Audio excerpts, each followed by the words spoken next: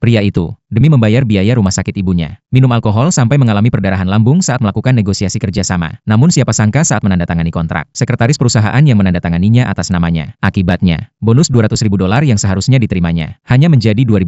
Pria itu tidak terima dan langsung menemui bos perusahaan untuk mempertanyakan. Namun bos yang menjalin hubungan tidak sehat dengan sekretaris tentu tidak akan membantunya. Dia mengatakan bahwa siapa yang namanya tercantum di kontrak, dia yang berhak atas bonus tersebut. Pria itu menjelaskan bahwa dia telah bekerja keras untuk mendapatkan pesanan ini lebih dari 1 bulan, bahkan harus dirawat di rumah sakit karenanya. Sedangkan sekretaris hanya menandatangani dan mengambil seluruh hadiahnya. Namun bos sama sekali tidak mendengarkan penjelasan pria itu. Dia mengatakan $2.000 sudah cukup banyak. Setelah itu, bos langsung pergi dengan marah. Ketika pria itu mengikuti, dia terkejut melihat bos mengumumkan di depan semua orang bahwa sekretaris dipromosikan menjadi manajer penjualan baru. Sedangkan pria itu yang sebelumnya manajer langsung diturunkan menjadi karyawan biasa. Semua orang terkejut mendengarnya. Pria itu segera meminta sekretaris menjelaskan. Namun sekretaris dengan berani berkata bahwa merekalah yang berhasil mengamankan kerja sama itu untuk perusahaan. Mendengar hal itu, bos langsung mendukung sekretaris. Dengan marah, dia menyuruh pria itu untuk berhenti bekerja jika tidak bisa menerima keadaan. Karena ibunya masih di rumah sakit membutuhkan biaya. Pria itu berencana untuk mengklaim biaya perjalanan bulan ini. Namun saat dia mencoba untuk mengklaimnya, keuangan perusahaan mengatakan bahwa semua pesanan yang dia buat tercatat atas nama sekretaris, dan dia menggunakan nama perusahaan untuk keuntungan pribadi. Sekretaris bahkan tidak hanya menolak klaim biaya perjalanan pria itu, dia juga mencatatkan masa perjalanan pria itu sebagai hari tidak masuk kerja. Mendengar ini, pria itu langsung marah. Pria itu hanya bisa pergi menemui bos dengan marah. Namun di perjalanan, dia bertemu dengan pemasok lama yang tidak jujur. Dia mengejek pria itu dan berkata bahwa dia sekarang adalah mitra penting perusahaan. Pria itu baru menyadari bahwa beberapa hari sebelumnya sekretaris telah membuat kesepakatan dengan pemasok itu. Segera, pria itu menemui bos dan menemukan bos sedang berhubungan intim dengan sekretaris. Dengan marah, bos bertanya ada apa. Pria itu langsung memberitahu bahwa pemasok telah diganti, karena pemasok yang baru menggantikan pemasok sebelumnya. Namun kualitas bahan baku yang disediakan pemasok baru sangat buruk. Hal ini berisiko membuat mitra bisnis membatalkan proyek mereka. Sekretaris malah dengan licik berkata bahwa bahan baku dari pemasok lama tidak bermasalah, dan lebih murah dibandingkan bahan sebelumnya. Mendengar itu, bos tidak peduli dan langsung mengusir pria itu. Pria itu menyadari bahwa menjelaskan kepada bos sudah tidak ada gunanya. Dia memutuskan untuk menunggu saat sekretaris tidak ada di kantor, lalu meminta bos untuk mengklaim biaya perjalanannya yang belum dibayar. Namun bos malah mengatakan hanya bisa mengklaim $5.000 untuknya, dan mengatakan bahwa dia sudah sangat baik dengan tidak memecat pria itu. Sekretaris langsung menyetujui pernyataan itu. Pria itu merasa terhina dan ingin menjauh dari bos. Namun saat itu, seorang karyawan berlari masuk dengan panik, memberitahukan bahwa sekelompok warga desa sedang menggelar protes di bawah. Mendengar ini, mereka langsung turun ke bawah.